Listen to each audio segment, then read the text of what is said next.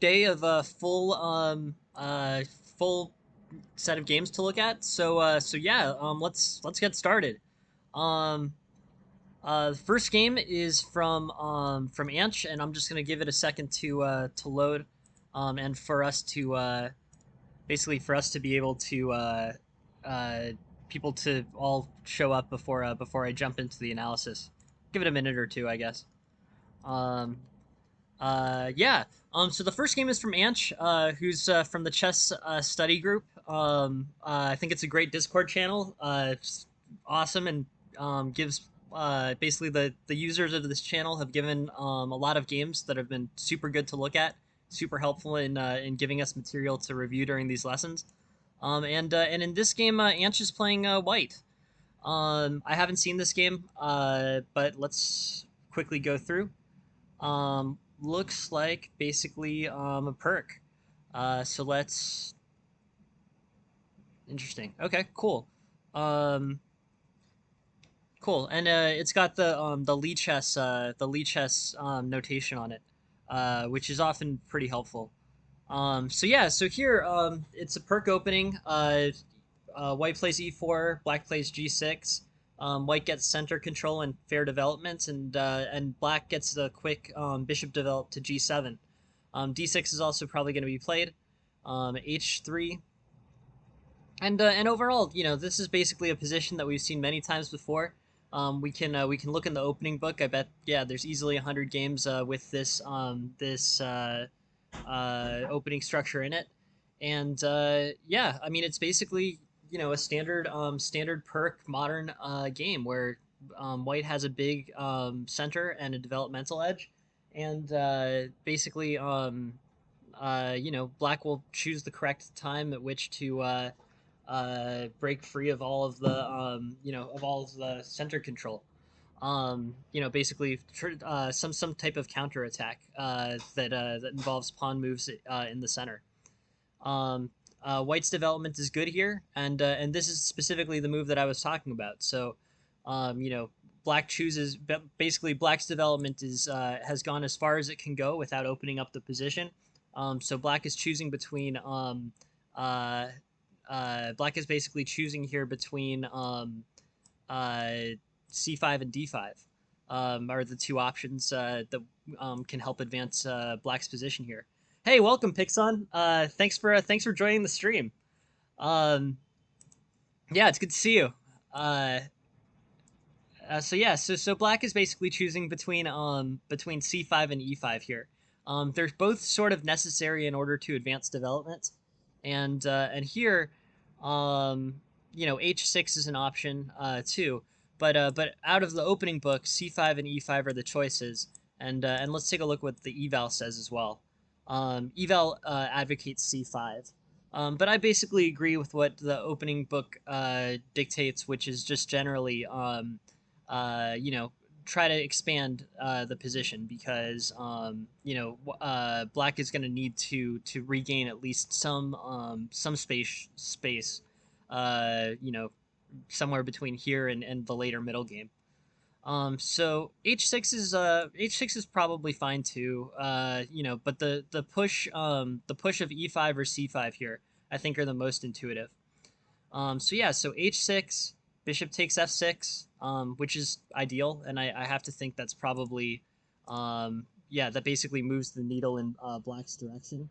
White, all things equal, white doesn't really want to trade off his bishop pair here. I think from a positional perspective, bishop e3 and queen to d2 might be a better strategy. Align an attack on h6 and then probably gets countered by king h7. But um, overall, basically things are moving. Things are moving forward. So that wasn't bishop takes f6 was fine, but I think might be something to consider. But let's keep looking at this. Uh, White is attacking aggressively on the queen side. That is interesting. I do think it's a good idea to get some space, to basically solidify the spatial control and see if it can be turned into a material edge. I think that's a good plan for white. Here, uh, I, this is an interesting idea to try to do that.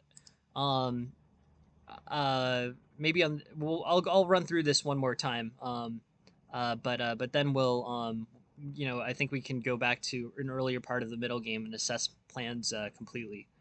Um, Here, White's doing great.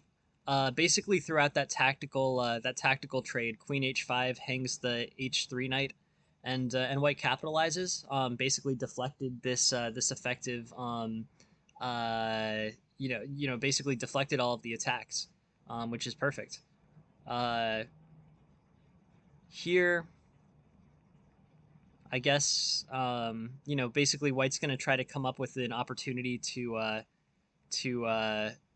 you know solidify, basically turn this piece advantage into a win. That's White's objective for the rest of the game. Um, so this is kind of interesting and somewhat dangerous. Black basically has gotten an opportunity to advance on the king side.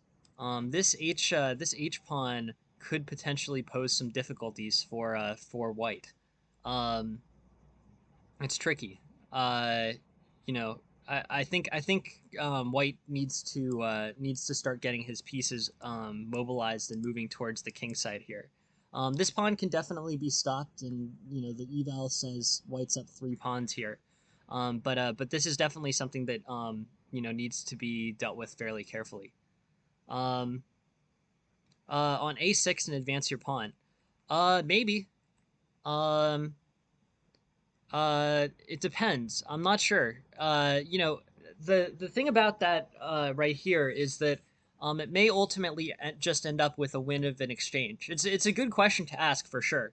Yeah, no, I like the idea. So pawn here, and then rook here, and rook here. Um, yeah, which is good. But I think what it's going to turn out to be is this rook sacking for for this pawn, which will ultimately lead White to be basically like an exchange, to have like won an exchange throughout all of that. Um, which could be worth it. White sort of needs to balance the possibility of this pawn queening and the value of the exchange over here. Obviously, an exchange should be like a game-winning advantage. So I think it's a good plan. At the end of the day, Willem, but it's conditional on being able to stop Black's kingside advancement. But overall, yeah, no, it's good. It's good, and it's good. Thank you for asking about it, and it's good thinking. I think that's a really good question in this position. Um, so yeah, so ultimately, this F3 pawn falls, and the knight does as well. Um, yeah, this gets pretty tricky. Um, and interesting. And then White ends up getting a queen. Okay, so it ultimately turns out as a win for White, but I think there's a few things that to like revisit here. It's a very interesting game, but yeah, Willem, that's one thing that we can definitely look at is bishop takes on a6. White's got a big space advantage here. That's White is strong. Um, Bishop c4. I guess I would say probably here. Given that this isn't a bad move, but given that knight or bishop can recapture White's bishop, I guess I would say I wouldn't go too heavily on the idea of bishop takes f6. I think basically at this point, White, it's an open game, right? So e4 and then against the Pirk is an open game. So the value of a bishop relative to a knight is pretty high. So I wouldn't want to try to trade off the bishop pair if you don't need to. Given that this is more or less just kind of a straightforward trade, I think it's probably better to just play the bishop to e3 and hold on to the bishop pair. There's many situations where that's not the case. Like, for example, if if black play or if white had the opportunity to play bishop takes f6 with and double a pawn on the king side, then it's a more difficult question. But here it's basically you take this, you trade off this bishop and the knight replaces the knight immediately. So it was really pretty much just a trade of the bishop for the knight, and at the end of the day, that trade is not really super good for white.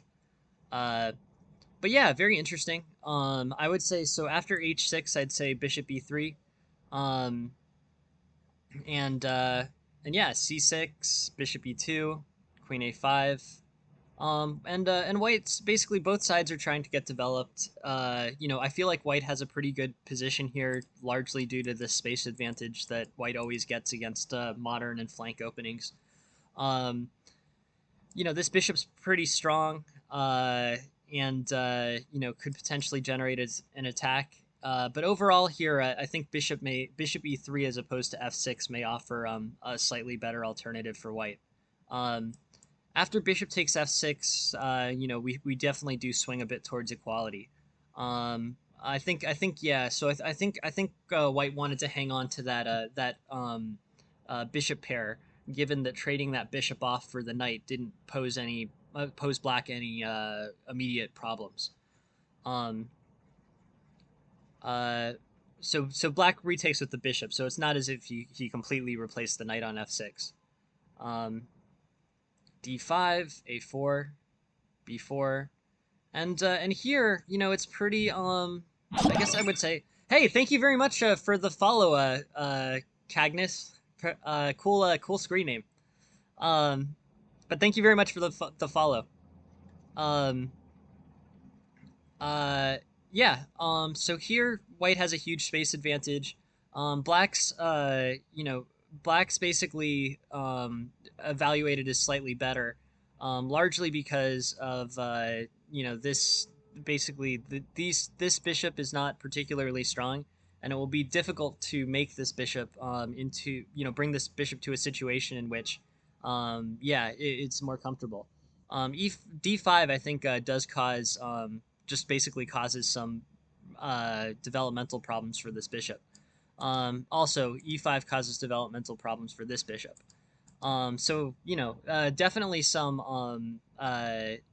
Definitely some difficulties for white here. Uh, but basically, white comes up with an interesting plan. Um, I don't know if it's the correct plan, but white's gonna try to gain initiative by attacking on the queen side, and spends a few moves doing that. Um, it's an idea. There are grandmaster games where they do things like that, for sure. So I understand that kind of general concept, but here I think it might be better to refocus White's efforts on the king side.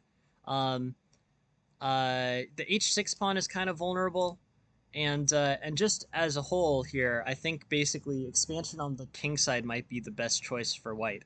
Um, there's just not, basically without a king on the side that you're attacking, it's difficult from a standstill to generate a full attack.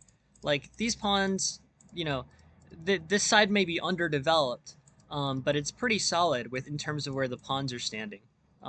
There's not too many opportunities to like wedge a tactical issue in there or create any problems. So here, I guess I would say, maybe bishop e2, but knight h2 could be interesting.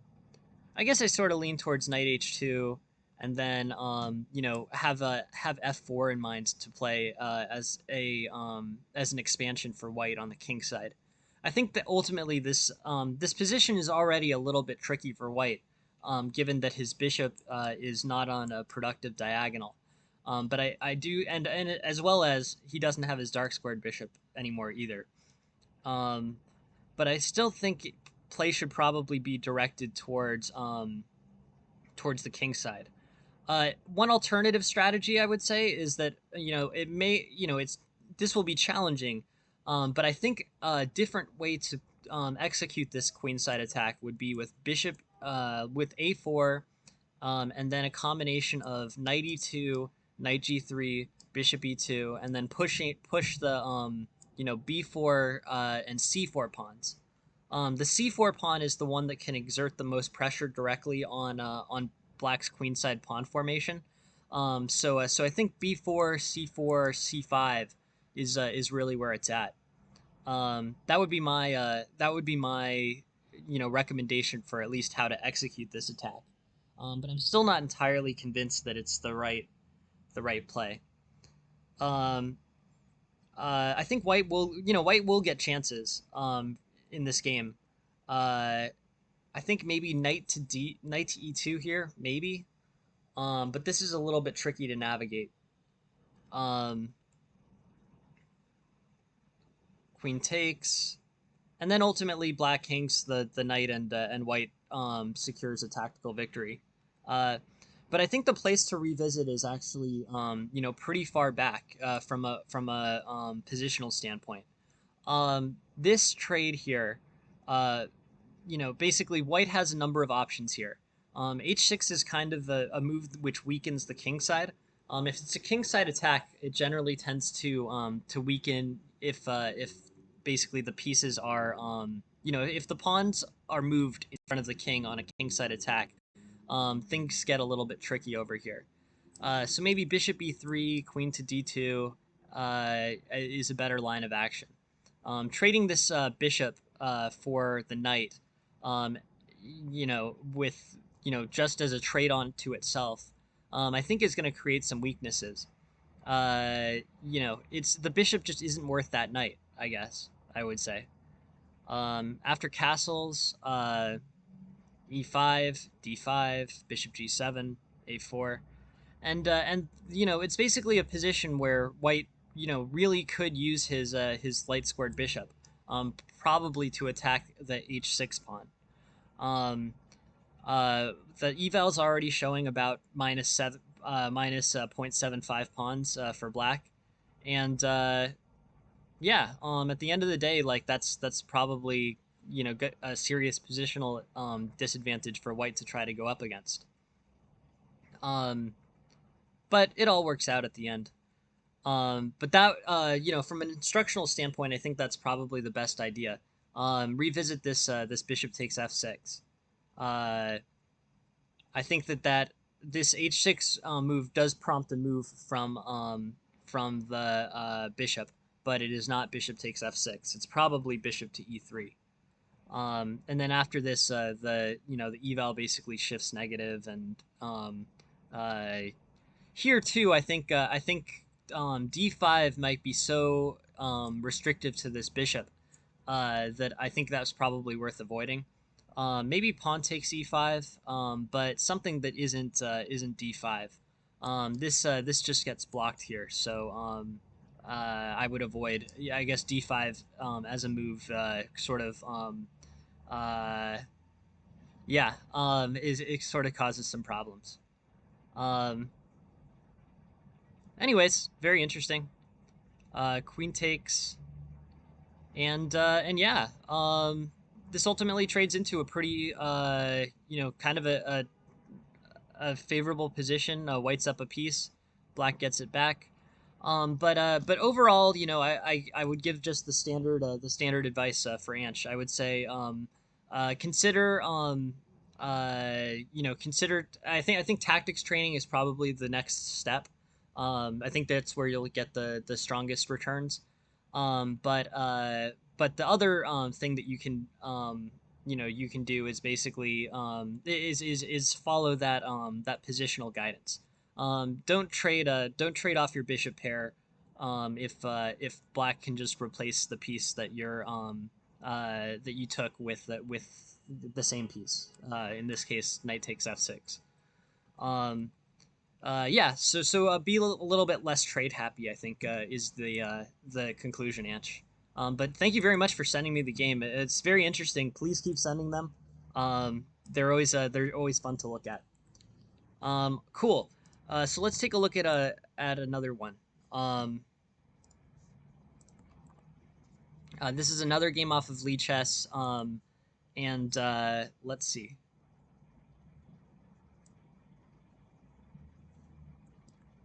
This one ends in a draw.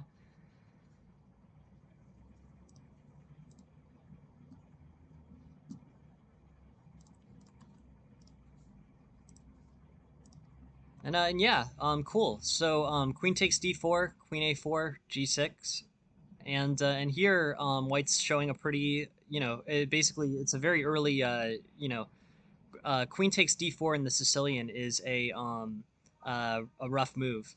G6, knight c3, bishop b5, and here, it's an early trade. White wins that rook early.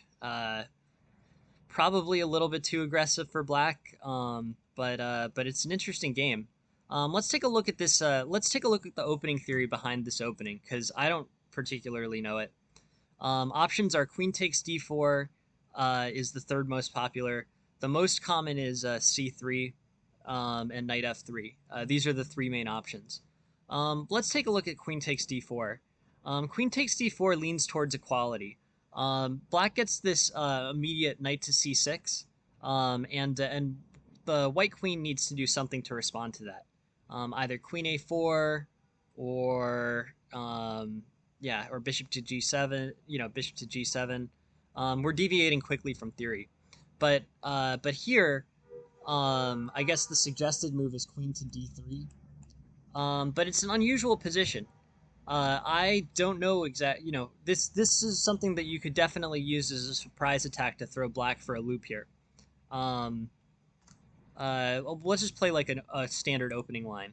Queen e3, knight f6, knight c3, e6, bishop d2, bishop e7, and overall, basically, it's a position where white has a lot of basically black has a lot of quick development. White has somewhat of a spatial advantage.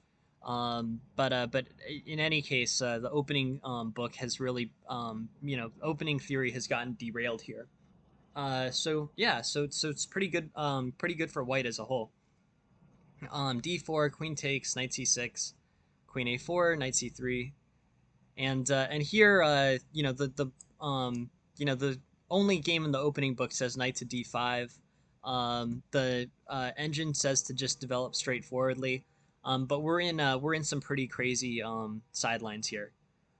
Queen takes a8, and overall, yeah, yeah, no. This is pretty interesting. Let's take a look. Yeah, I mean, I should. It would be great to pull up that Grishik game. Maybe I should do that. But this yeah. So this queen takes d4, knight c6. Uh, yeah. It's interesting. I mean, I'm kind of curious to see if how white may want to develop his bishop to b2, like with gn e2 and then bishop to b2. Hey Cagnus, thank you for joining the stream and thank you for the follow. But yeah, ultimately, I think challenging Black's bishop with the bishop on b2, that could be an interesting move forward. Um, so yeah, knight c3, bishop b5. But I think by this point, it really becomes a very tactically dominated game, and White ends up winning, which is awesome. But I think that a lot of actually this position gets interesting, relatively interesting again. Um, what's going on in this end game? So yeah, so in terms of things to change around here, I just want to get out of the opening and say, the at least the book line. So at least in case, so we're all on the same page, is queen e3, knight to f6, knight to f3, and basically this queen blocks off this bishop. Um, yeah, sure. If you send the game, Cagnus, or you sign up for the slot tomorrow morning, yeah, absolutely. Super happy to look at it. Um, yeah. But this descends into tactics pretty quickly. I'd suggest Queen E3 over Queen A4. But you're in some relatively uncharted ground, so um, it's very interesting, and you're a little bit on your own. Um, so yeah, so let's look at this. Here we're back to equality. So let's think. Yeah. Hey, no. Thank you very much, El Gecko. Thank you all very much for being here. And Cagnus, we will look at that game for you at 10 during the 10 a.m. Eastern time stream tomorrow morning. I've added it to the list for that, and we will look at it then. But yeah, thank you very much for submitting that game, Cagnus. We'll get to it. Thank you for participating.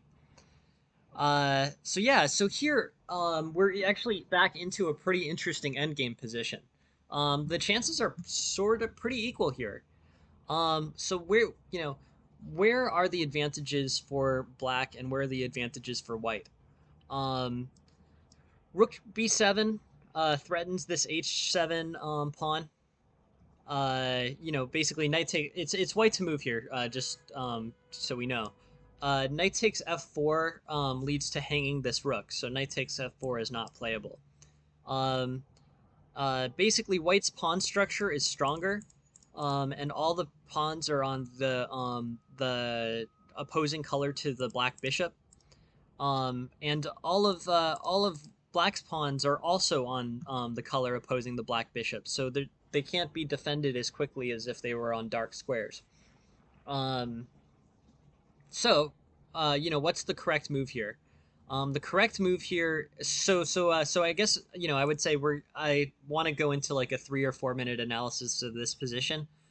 So let's just think about the different advantage. I would say let's focus on exactly this position, and then see where see what possible plans of attack could be. And it's white to move. Uh, so strengths. White's king is much better placed than black's king. Black's king is basically tied onto the edge of the board and can't quickly move into an active or attacking place. White's king will also take a while to get over, to black's pawns, but it's not quite as displaced as black's king is. Um, uh, White's pawn structure is better, one pawn island versus two, and all the pawns are on white, which is something that favors white if black's bishop is black. Um, how should white capitalize here? Um, well, the first thing I think is and also sorry to just so I don't leave it off. The bishop is generally a stronger endgame piece than the knight. Black has many disadvantages, but the main advantage that he has is that he has the minor piece. Um, so, yeah. Right. So if you have a bishop, it's better to have your pawns on the same color. Right. Um, yeah. I mean, there's an extension of that too, which is or something. But I think what Willem said is exactly right.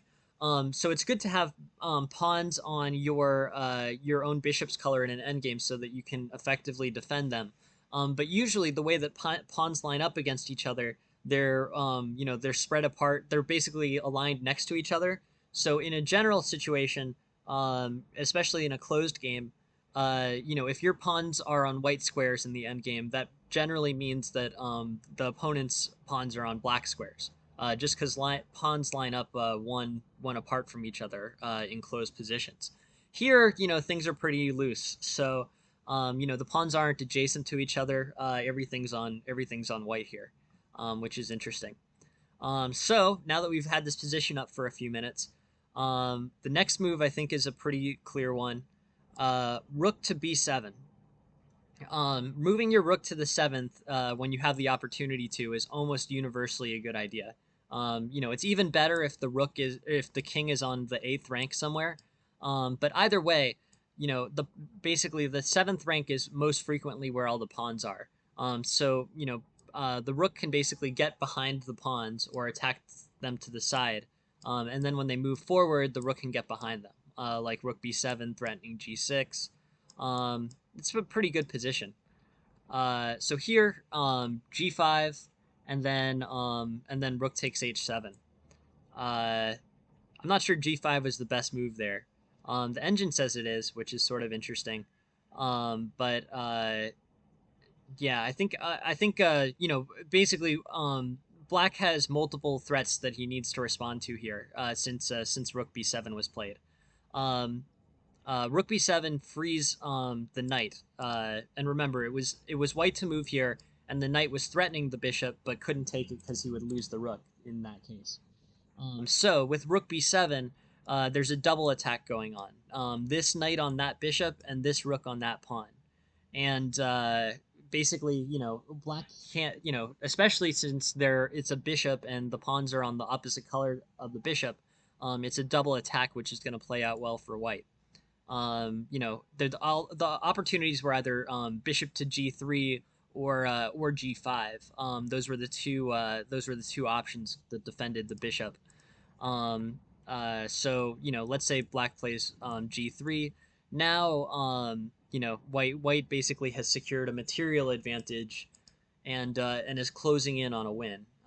This looks like a position which still has play, but offers White way better winning chances than Black for sure.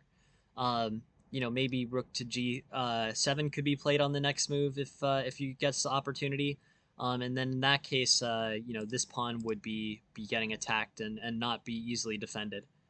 Maybe Black plays E5, Rook G7, Rook D6. But this is very tricky play for Black. Black has to play super accurately to secure even chances of a draw.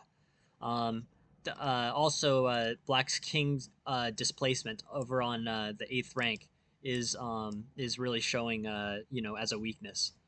So overall, yeah, really interesting end game position here.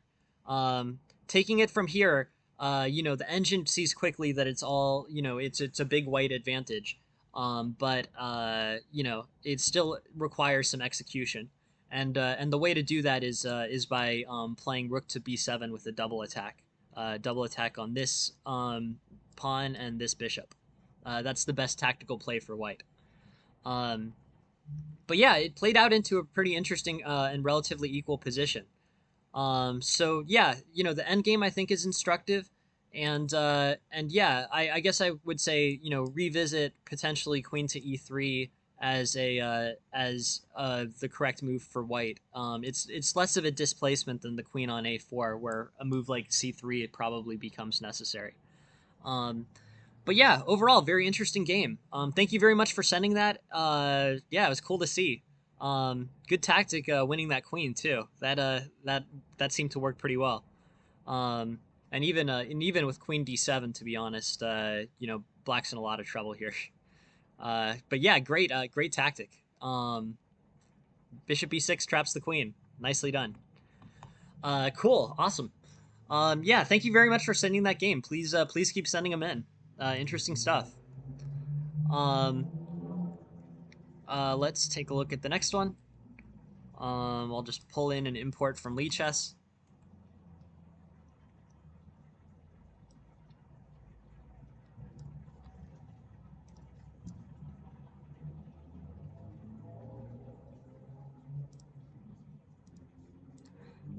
It's funny. I have to export and import every time out of Lichess because if I try to run them all on chess.com at once, my engine or basically my computer is the processing powers kind of overtaxed. So I have to make sure that I only have one engine open at once, or things get slowed down. Then the stream gets laggy. But yeah, so let's play through this. This is the game that Gecko sent us, and yeah, Gecko is playing Black, and I'm just going through quickly so we can take a look at it. Um, cool. So here we go. Um, this is yeah, Queen's Gambit declined.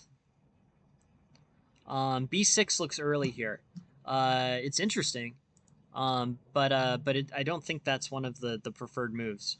Here, E3 is also somewhat unusual. You can see basically there's three main moves here: Knight F3, C takes D5, and Bishop to G5. Those are the three options. The names of these: three knights variation, exchange variation, and modern variation. I don't know those names off the top of my head, so I was sort of playing through those just so I could learn them. But yeah, but a distant fourth relative to everything else is e3 here. E3 has some problems. E3 basically, prevents this bishop from developing to the relatively natural bishop g5 square. Now this bishop's probably going to have to go to d2, or maybe b3, or maybe b2.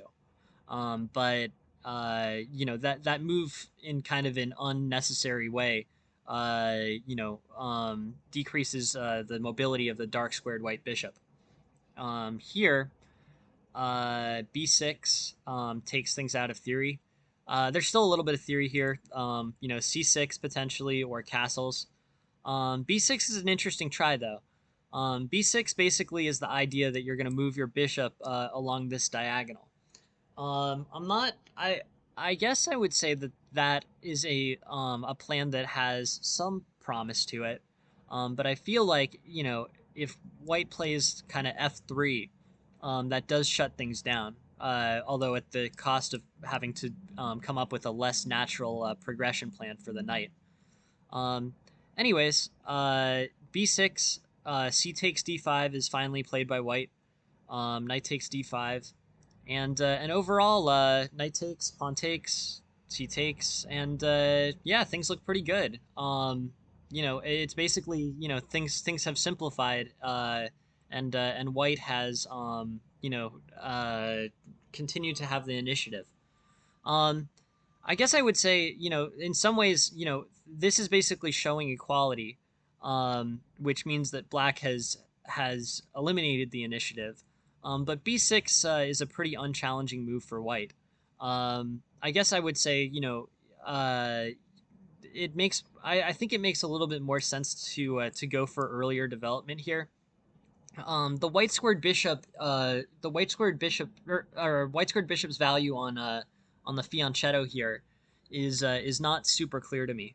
Um, it's an idea for sure, but I don't know if it's worth committing the two moves that it requires to develop for it. Um, but it is actually pretty interesting because the normal one of the normal moves here for black is c6.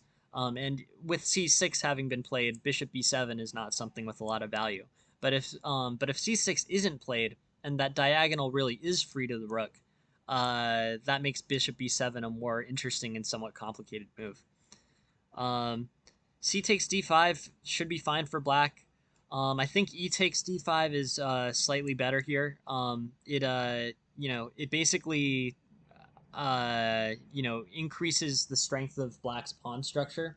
Um, with knight here, this is not bad, but a thing about space advantage in the center, between pawns is that in a place where basically there's a spatial advantage between a pawn placed on the fourth and a pawn placed on the third that are going up against each other.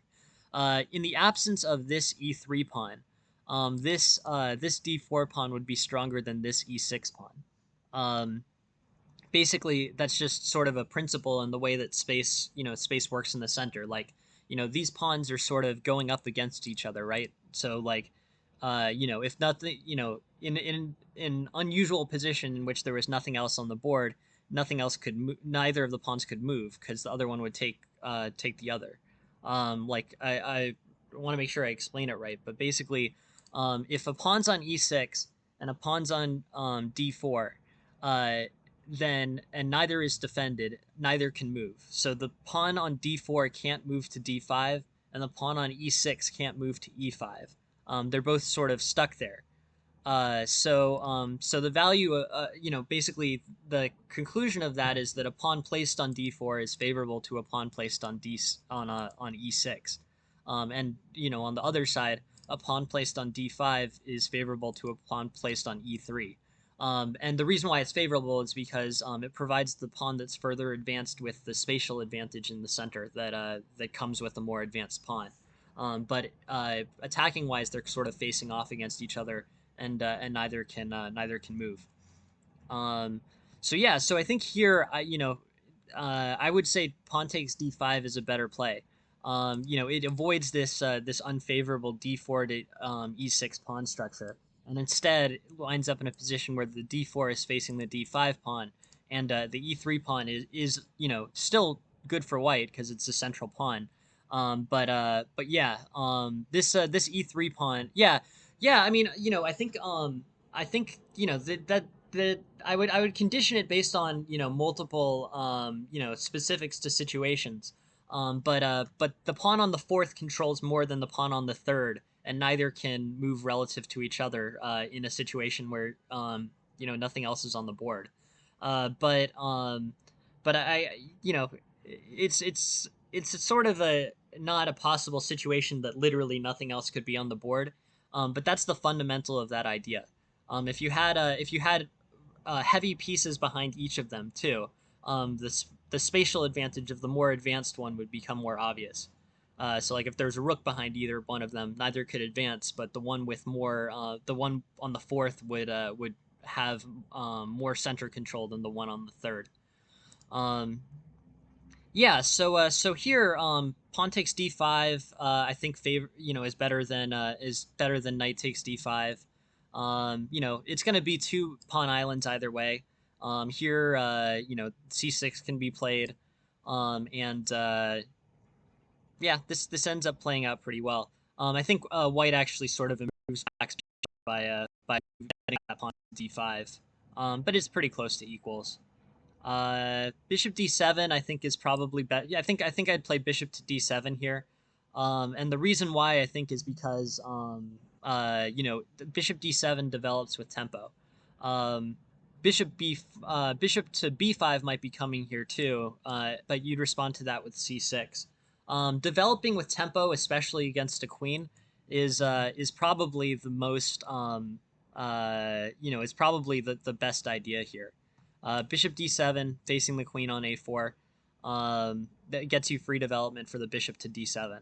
It sort of scraps this bishop to b7 idea that b6 sort of set up, but bishop to d7 threatening the queen, and black's got a development with tempo here. Um, c6 I would play now. Bishop e6 also makes sense.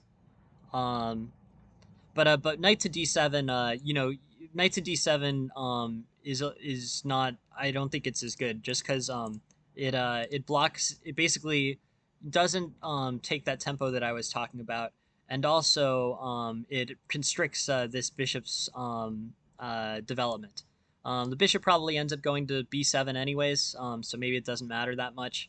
But basically with bishop to d7 here, you deal effectively with the bishop b5 threat, and the pieces are aligned in a more healthy way. I understand like totally that it makes a lot of sense to want to play knight d7 so that you can play bishop to b7.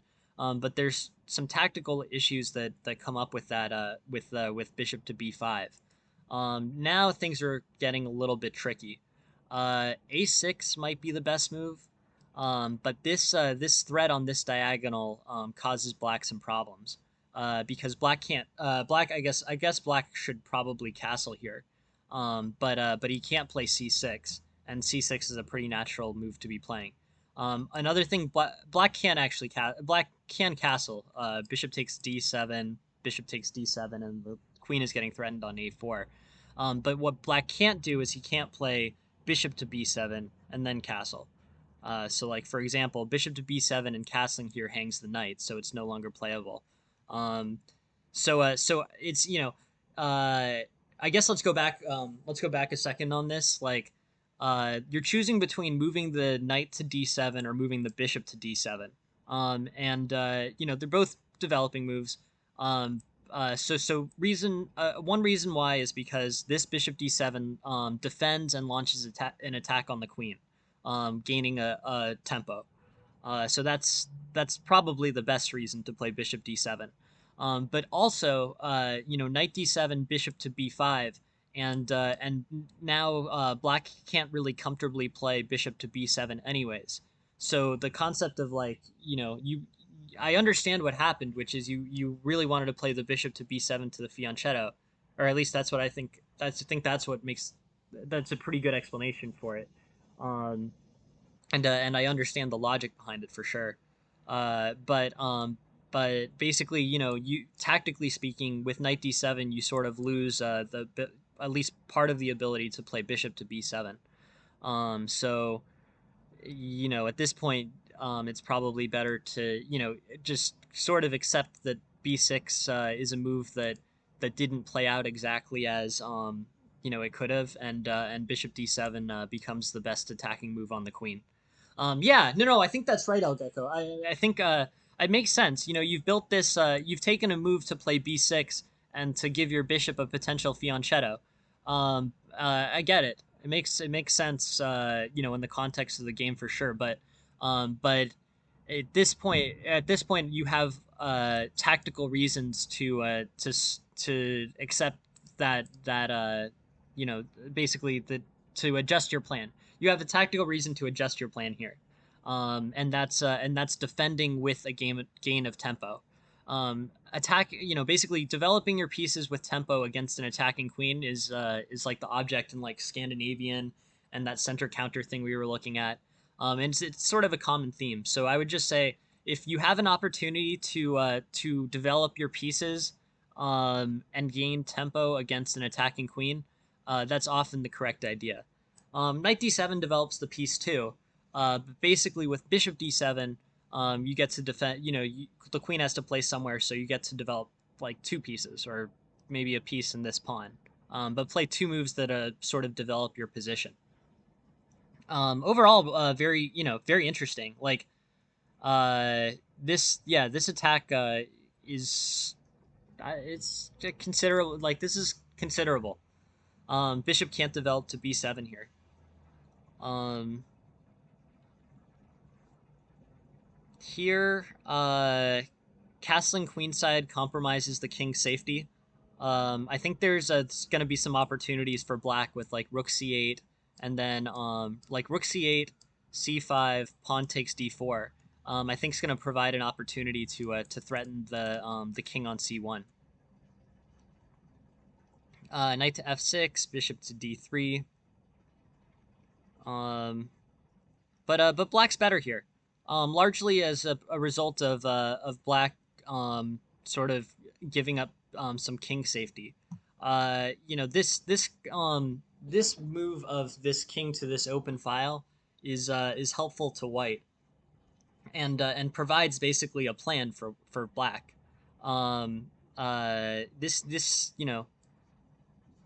This open file is something that I think black can achieve here with rook c8 and c5. So here, black's up almost 2 pawns. Um, but the plan, I think black's best plan here is to try to attack aggressively on the king side. I think black basically needs to quickly attack and doesn't have too much opportunity to be passive. This all trades off fine, so ultimately. And by the way, so it's a win for black anyways, and it's a good win out of a rook and pawn endgame. But I think just in terms of middle game structure here, if we go back to like here, I think the plan for black here, the best plan is to like play like bishop to e6, maybe queen to d5, and then try to get the rooks onto the c file and attack on the c file. I think the king is vulnerable on c1 with the open file against him. So this to me seems like the time to attack, uh, just from a big picture perspective. Like rook to c8, c5, and c5, and then threats on d4 maybe. But overall, this worked. But I guess the tactical execution here is good, and black ends up winning. Which is all great, and it means you did what you needed to do in the game, which is the biggest priority. But I guess I would just say like uh the thing to do here is really think about a plan. Like at the higher level, grandmasters have very like sophisticated plans that have a beginning, a middle, and an end, and they know like exactly like what they need to set up in order to start executing the plan and how to execute the plan, and then an ultimate situation that they assess as like being the successful execution of the plan. So here, it is tempting to, I think it makes sense, especially like the early moves, like developing the pieces, makes sense. But I think just if you're sitting at the board here on move 12, you say something like, okay, I really, I'm looking at this position. It looks about equal, but there's a lot of play there. What am I going to do to come up with a plan to execute? And then, in this specific situation, I think White's kind of offered you a route forward that makes sense. His king safety is not particularly good. You have the ability to support pawn moves on the c file and potentially open the c file for one of your rooks, and the combination of and so the plan I think is a good you can sort of do that in this situation. You can say, okay, the king safety is weak. That could be a target for me. I'm gonna play soundly and carefully, but I'm gonna work towards the end of undermining the king's safety on the queen side here, using this open file in my rook. Otherwise, it's hard to sometimes plans become unfocused. Sometimes there's opportunities that arise to win you material that will disrupt your plan, that kind of thing. But basically, if you just but basically, in the early middle game, sometimes it's a good idea just to step back for a second and like think and be like, okay, this is these are the potential targets. This is where my pieces have sort of developed to, and where his pieces have sort of developed to, and based on the vulnerability, each side's relative vulnerabilities and strengths, I'm gonna start attacking the king side here, or I'm just gonna start attacking the queen side here. Um, but those between grandmasters, those are where the time is really spent thinking. I think. When grandmasters make these 45-minute moves, what they're thinking of is where are the vulnerabilities and how do I exploit them, and how do I use that to plan my next 10 to 15 moves. Um, so big picture, I think that kind of thinking might I think this is a good opportunity for Black to kind of go through and slow down for a minute and say the strategic plan here that looks the best to me is probably rook to c8, c5, and exerting pressure on this exposed white king. I think that's you know there's uh all of this is good execution, but it seems a little bit unfocused.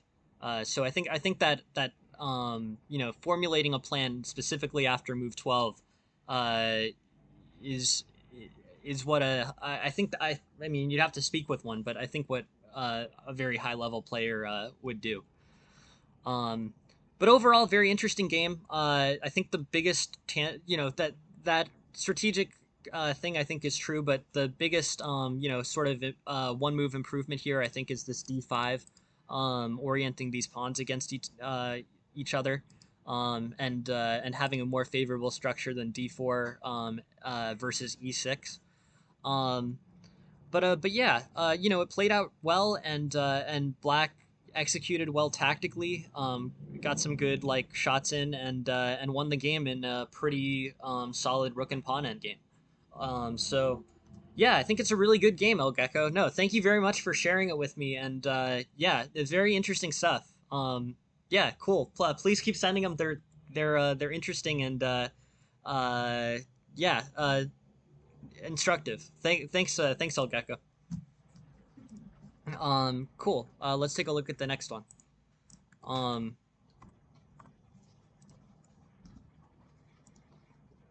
all right. So this game was from a Met, and yeah, no. Thank you, El Gecko. Really, no. Thanks for sending it in and giving us material to look over. Like, really appreciate you being here, and I'm glad we could get to that. Cool. So here's I think this is called the Philidor defense, right?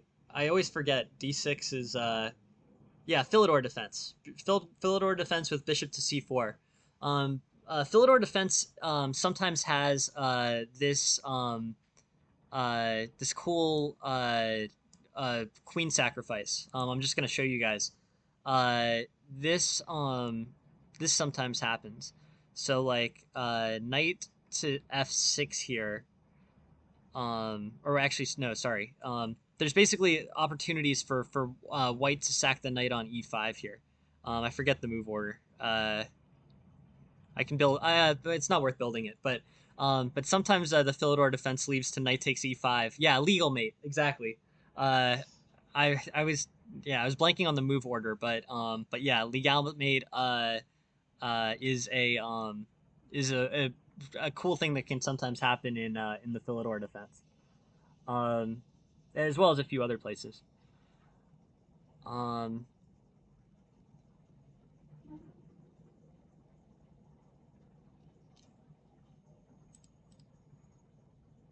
okay, Philidor. And then the engine is recommending bishop takes e6. Bishop takes e6 is interesting. It does give black doubled pawns early, which is something to consider. And but it also opens up, black's f file potentially for a post castling open rook file. That's the logic usually behind the move bishop to e6 is after you play bishop e7, knight f6, and castles.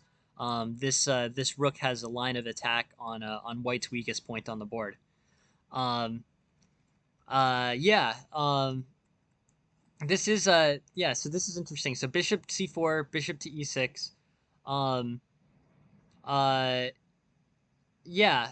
No, doubled center pawns are not that bad, especially in the middle game. That's true. It's still like assessed as like a weakness, but it's not as bad as isolated pawns or doubled isolated pawns or isolated pawns somewhere else, double pawns somewhere else. But anyways, what I'm sort of getting at is that um, uh, computers advocating bishop takes e6 here, and the opening book is also favoring bishop takes e6 as the number one move. Um, I don't know. I mean, I I'm kind of curious if on d3, which is d3 is also a playable opening book move, but I'm wondering if the bishop will take on c4 and then white's pawn center's a little unusual. And white's d4 is kind of not that strong. But anyways, it's very interesting. So yeah, so bishop e6, a bishop e6 this early is an interesting way for black to play the Philidor. Um, so bishop, let's just play through bishop takes e6 for a few more moves. D4 captures the center for white and undoubles the pawns. And here the eval is favorable to white. Superior development for the knight, and I think probably cleaner developing lines for his pieces. With bishop to e7, the basically the bishop's mobility is limited necessarily in this opening, which is really basically the weakness in the Philidor. Is Black's losing his mobility of his dark squared bishop. It's stuck. So it's something that Black didn't really need to do, and he still can come up with a solid and somewhat cramped defensive position. But the move bishop c5 can no longer be played. So whatever diagonal Black's dark squared bishop ends up on in this opening, it's gonna be weaker diagonal than c5. Uh, Not to say that it's a bad idea to have a cramped defensive structure sometimes, but it's that bishop is the main shortcoming of this opening. I think that's pretty objectively true. Knight d5, pawn takes, and here maybe a4.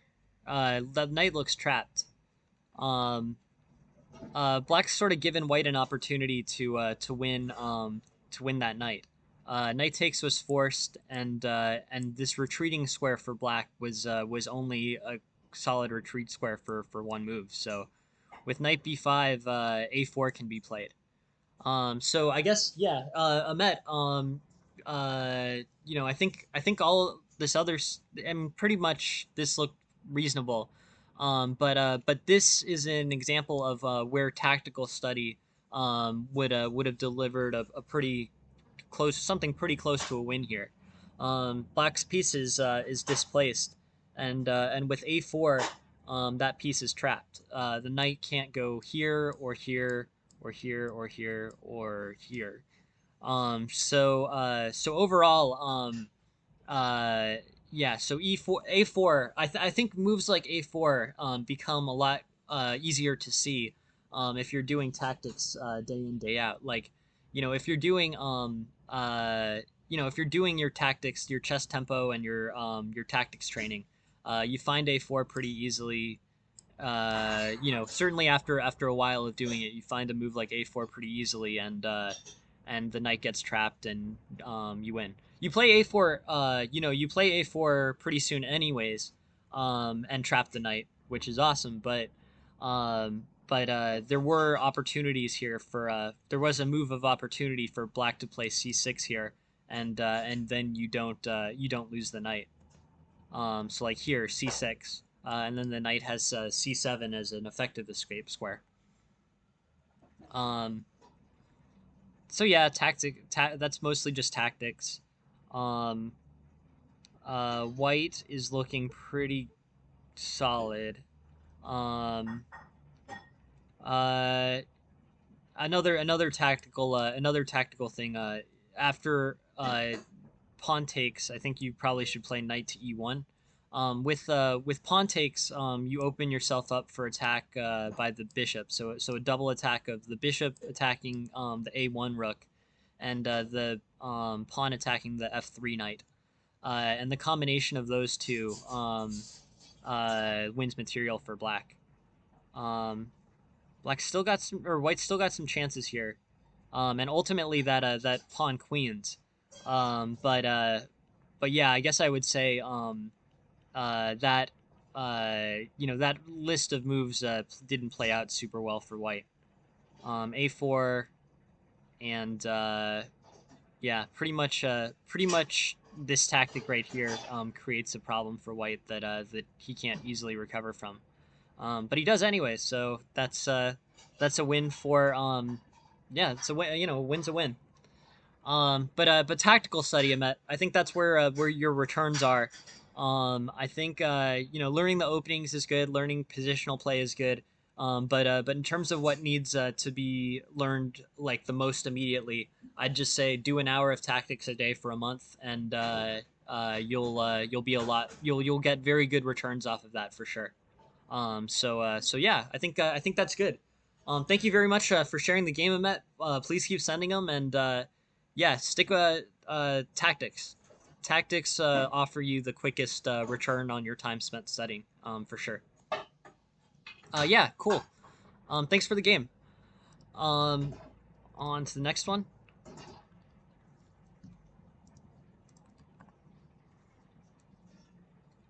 Cool. This one was sent to us by Ashish, who's playing white. Um, and White gets good quick development here. It's kind of interesting. The bishop on c4 is somewhat of an unusual placement. I bet there's still lines in this opening, but bishop to c4 is well down the list. Of this is the third most popular opening. The bishop on c4 in the Sicilian is kind of an interesting situation. E6 can be played, and basically blocks the bishop from attacking much on f7. Um, yeah, here I think basically white's I bet the eval is pretty favorable. Eval is a little better for white. Um, you know, I guess I would say keep developing, but don't relieve the tension in the center with a move like e5. I think if you trade off on e5, you're basically trading this e5 e4 pawn for this d6 pawn, and like what we were talking about with the pawns earlier is that this basically you're trading a relatively good pawn that holds the center a lot for a somewhat less good pawn that holds the center less. Um, so I don't think this is a good. I think leaving the pawns here is not the is a good idea for white. Um, I understand that that holds this knight on c3, but I'd probably play queen f3 here. Um, you know, there may be better moves, but I'd play queen f3. That holds this pawn. You can start moving your knight around if you want to assemble a kingside attack. Just also too as a general principle in the Sicilian, um, f5 is often the pawn break. Once you get once you're starting to attack, I would say attacking black with the f5 pawn is often a lot more potent than attacking black with the e5 pawn. Especially if your bishop's on this diagonal, f5 provides some attacking opportunities. If it all trades out, f5, pawn takes f5, knight takes, bishop takes, rook takes, and f7 will become a pretty solid point of attack. F5 is the move that basically rips the defensive e6 pawn off of the weak f7 square. So that's an idea.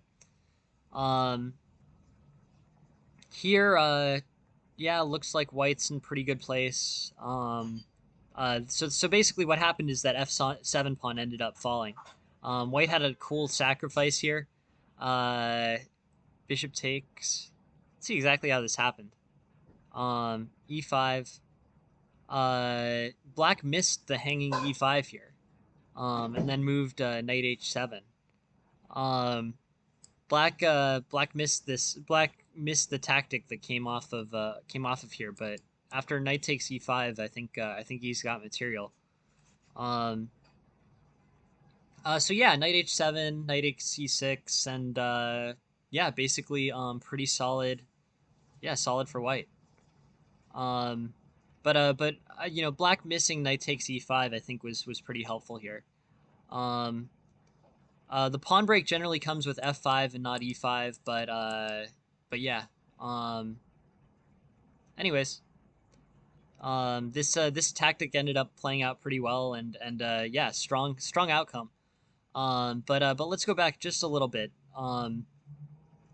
Bishop c4 is played in some Sicilians, but can run into some issues with e6. That's just something sort of to know about Sicilian theory is that e6 can stop the bishop along that diagonal and sometimes makes the bishop sort of misplaced on that diagonal. It also potentially could come to an attack from that rook on that semi-open file. But yeah, bishop e2 maybe is probably better. Um, but overall, interesting. Knight f6, and then and then here, I feel a little bad in these kinds of situations because what you did worked, right? You got this cool sacrifice uh, and won the game with it. But at the end of the day, like this pawn push is sort of it's a little early for that. So pawn takes, knight h7, and basically now knight you know basically knight can take e4 or knight can take e5. Black misses it and plays knight h7 instead.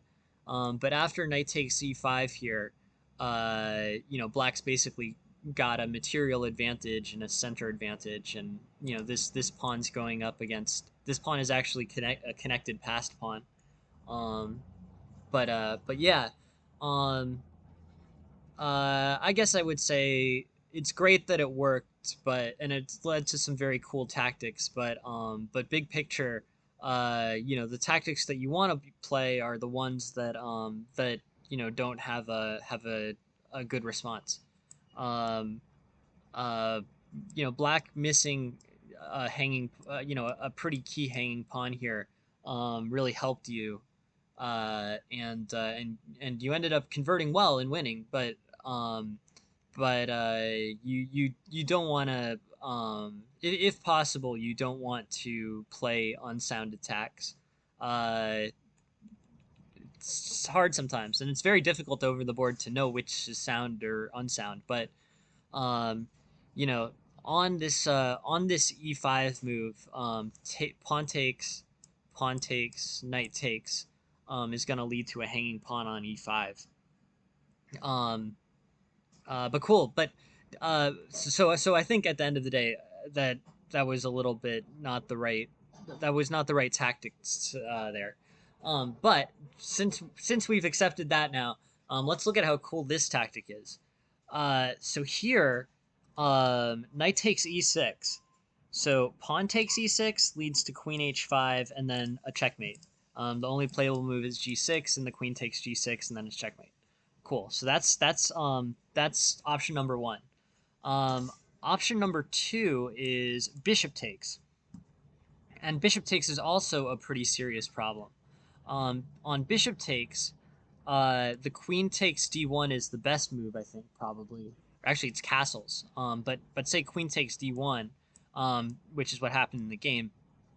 Bishop takes f7, and the king's forced to go either to the left or the right. But the bishop has managed to take this pawn with tempo, and then threaten the king. You know, basically threaten the king and win. Um, but here, um, yeah, looks. I mean, you know, this is good. White's better. It's a good tactic if it plays out with knight h7.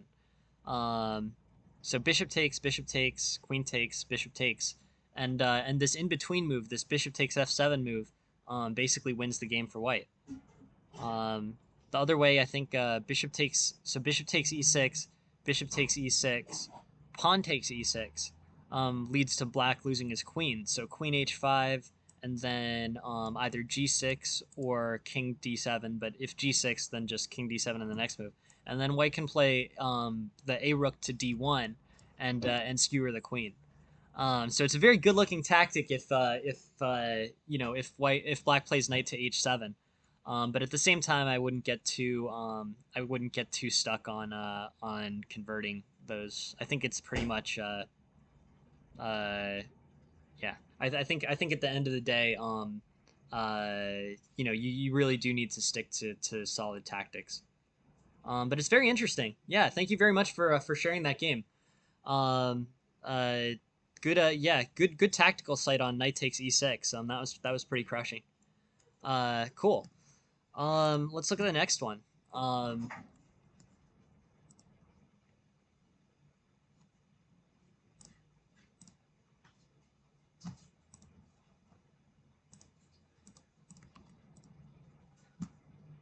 okay. One second.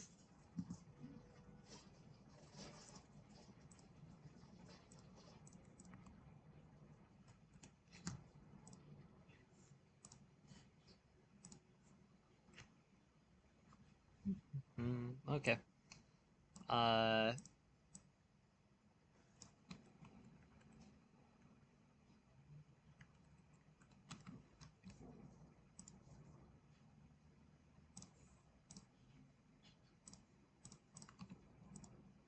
okay. Cool. Here's our last game of the night. E5, advanced French.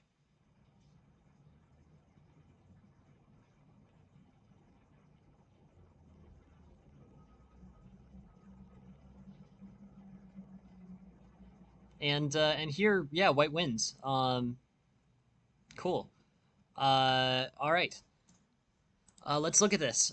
So bishop b5, queen a5, bishop takes c6, and we're basically out of theory. Um, this defense, this Karo Khan is sort of an unusual concept. Um, uh, Black plays this early c5, and that wastes a tempo. So e5, c5, and bishop to b5 here. Bishop takes c6, pawn takes c6, and um, it's I guess equalish, but pretty interesting because you know This feels like a wasted tempo for black. But white doesn't really have an easy way to exploit it either. Here, the most common move is not bishop b5. It's knight e2, defending this d4 pawn. This is going to end up being similar to a French pawn structure where if white can maintain it, he wins. But um, overall, this gets into a pretty aggressive attacking situation. Um, Knight takes, and rook takes b6, rook b7. Yeah, looks pretty solid. Black's up a piece, but white has this advanced pawn. It's an interesting situation. Um, but this winds up, after basically if black on uh, allows some very aggressive end game play here. Let's just see what happened. Bishop b5, bishop d6, g5. And yeah, this tactic here is kind of aggressive. This rook takes c5. Not sure if that was good because it freed the pawn on d4. Um, Bishop to d6, g5, rook to b1, rook to c8. But yeah, kind of interesting. Um, b6 here. Black's still showing a big plus. Um, but e6 is a good move. It offers this pin and basically wins the f7 pawn.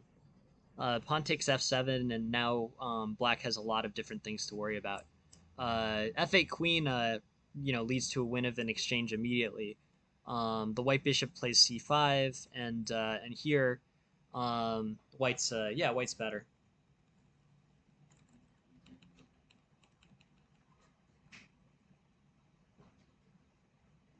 Um, yeah, looks good. Rook a7, rook takes a5. Looks like a win. Um,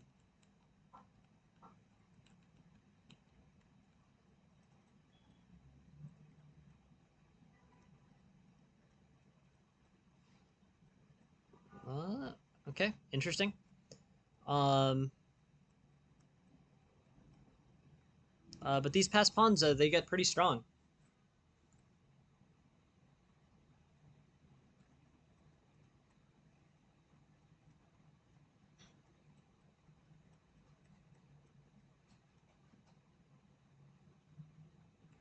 But yeah, let's look. I think this was uh, uh, black. I think this black was the one who was playing this game. So let's look. Knight c6, bishop b5, queen a5, and overall here, yeah. I guess I would say fairly strong development for black. Somewhat tricky. Um, Pawn takes b4. But basically, black secures equality, and things are looking all right. Um, the skewer's good. Yeah, let's look. 4c3. 4c3. Yeah, I mean, I don't know. Um, c5, I guess, is an opportunity. Yeah, c5, c3. It's the recommended one I think is d takes c5, right? Um, I'm not sure, to be honest. This Caro-Kann is weird. I don't play the advance. I play the main line. C5 is strange because you're basically accepting that you're taking two moves to play something that takes one move to play. C3, knight to c6, bishop to b5, queen a5, and yeah, interesting. But c3 does help support. Yeah, let's look at the analysis here. Um, I don't know. No, it looks like after c3, uh, this pawn is up it's 0.55 for white. Um,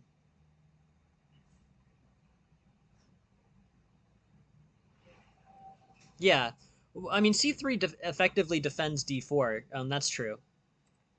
Knight c6, bishop b4, or bishop b5. I don't know. It looks sort of like a French, but with e6 not having been played. Maybe bishop f5. Queen a5 though is sort of a weird move to play here. Queen a5 I guess sort of threatens takes d4, but not really because the knight is pinned anyways. It's interesting though. Um, Pawn takes bishop f5, and yeah, cool.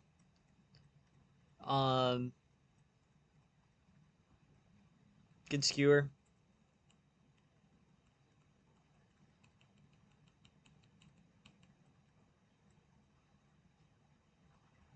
Let's see. Um, b4, pawn takes, queen b6. Um, I don't know. It looks like a fairly equal game. This c6 pawn is weak for black, uh, but white will take several moves to exploit it. Maybe knight b3, knight a4. Unclear. Uh, Bishop b7. Hmm. All right, I'll slow this down. Let's go from the beginning. I got kind of stuck on this opening theory here. Bishop b5, queen a5, bishop takes, pawn takes, and black doesn't really have an obvious move here. I don't know, maybe c4. The engine suggests e6, really transposing this into a French. Um, how is b4 not hanging there? Uh, I don't know. Let's look. Um, doesn't look hanging to me. Oh, now it does. Yeah. Uh, Yeah, right. On here. Yeah, you're right. No, you're right. Queen takes b4 is the b4 is hanging. So um yeah, queen takes b4 capitalizes. Looks pretty strong. I don't know. I feel like black has a better position here. Uh b4 is an unusual move for white to play here, I think.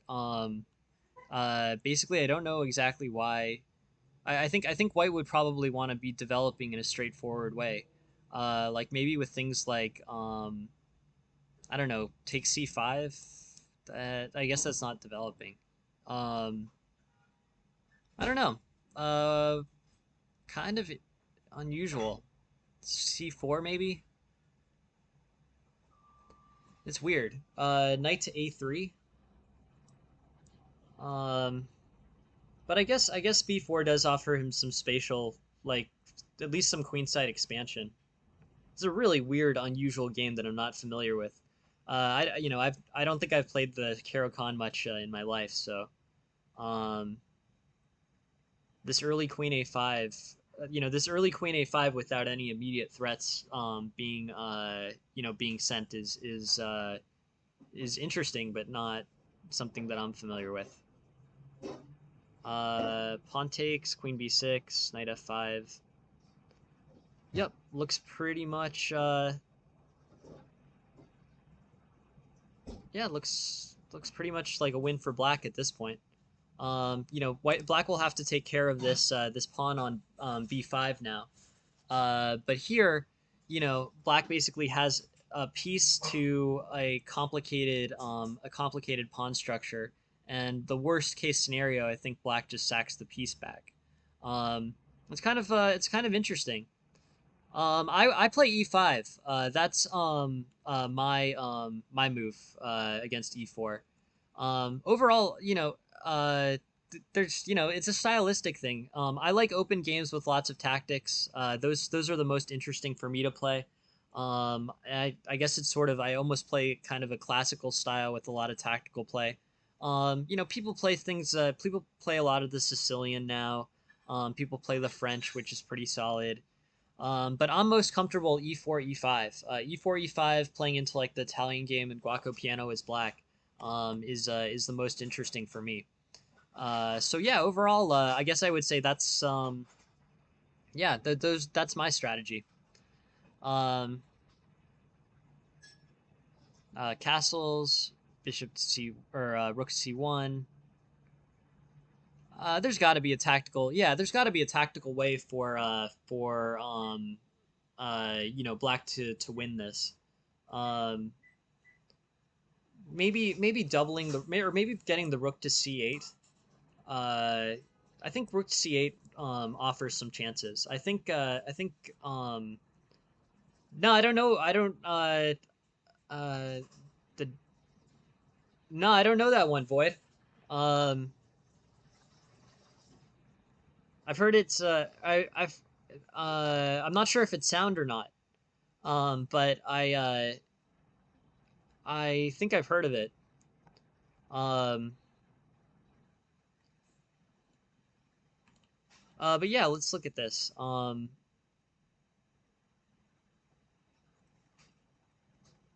C5. Yeah, I don't know. This opening sort of opening confuses me. It's hard for me to believe that this is playable as black. This C6 and then C5, but I guess it's okay. White wastes a similar tempo with E5. Um, Bishop to F5, castles, B4, pawn takes, queen B6, and yeah. Yeah, overall, I mean, this is pretty strong. This ended up playing out well for black, especially with the hanging pawn. Um, I keep missing. How did so the knight takes d5, and I guess let's take a look and see if this knight sacrifice is sound. My feeling is that it's not, but it's still a pretty interesting move for white to play. It leads to this imbalance and these advanced pawns on the queen side here. Black skewers, and then they trade. And they trade into this. So here, the before picture is black has the opportunity to trade on a4. That's considered to be black's best move. It sort of simplifies things. The b4 pawn hangs. So that's big. The other direction, queen to b6 allows this knight takes d5 sack, pawn takes d5 sack, rook to c6, and bishop to d7. Um, yeah, that's this is a much more complicated position. Before the queen side was basically getting liquidated, right? Full liquidation. Unclear outcome. But here, knight c3, queen takes a4, knight takes, pawn takes, pawn takes, pawn takes, and then the whites pawns have basically gotten delisted. The issue here is that uh, basically this makes things a lot simpler, if nothing else. Um, Queen to b knight to c3, queen to b6, and then the knight sack. It's a very complicated and double-edged position, and that's probably what white wants here. Bishop to c4, bishop to b4. I mean, I don't know. I don't know. This position has a lot of play left. I don't think I can do it justice in another minute and a half. But the point is that it's basically very it will probably end up being a win if black sacrifices a pawn for or sacrifices a bishop for a pawn, or maybe two pawns. But black playing king g7 and missing e6 here is sufficient to turn it from basically a win into a loss. So rook takes, pawn takes, and this is this ultimately ends up being white's win. So this is just a quick tactical miss. Um, Black played a very interesting sacrifice. Probably wasn't sound, but it was very complicated and led to a lot of complexity that probably increased White's winning chances. That white knight takes d5 sack.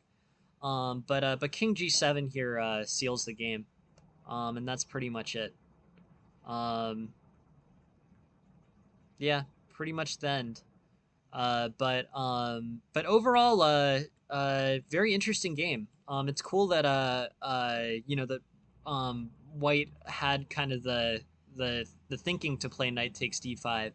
Because at the end of the day, I really do think it's sort of responsible for his win. Um, if he didn't play Knight takes D5, I don't think he would have won that game. But he did, so that was a good idea. Otherwise it sort of probably would have played into a relatively conservative, somewhat losing game with a neutralized queen side. This position is equal or worse for white. And there's not nearly as much as excitement, opportunity to take the queen or anything like that. So yeah, overall, I think it's a very interesting game. I like the piece for two pawns and a passed pawn sacrifice. Very interesting. I try not to get stuck too much on the opening. This is an unusual one for me. But yeah, ended up playing out into a pretty good position. Castles and it all looks good. So yeah, thank you very much for sending these games, and thank you all very much for watching the stream. I had a good yeah, no, I had a good time analyzing these games, and yeah, thanks. Please keep them coming. Very interesting positions and some definite instructional value. Interesting way to look at a sacrifice, allowing for some pass pawns on the queen side. So yeah, thank you all very much for joining the stream, and yeah, very interesting stuff. Have a good one. Next stream is tomorrow at 10 a.m. And look forward to seeing you there. Thanks. Bye.